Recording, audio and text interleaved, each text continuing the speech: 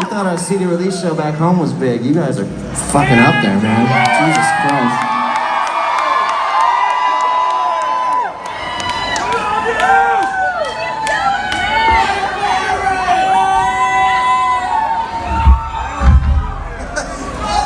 So I feel like a lot of you do have our new record. That wasn't bullshit.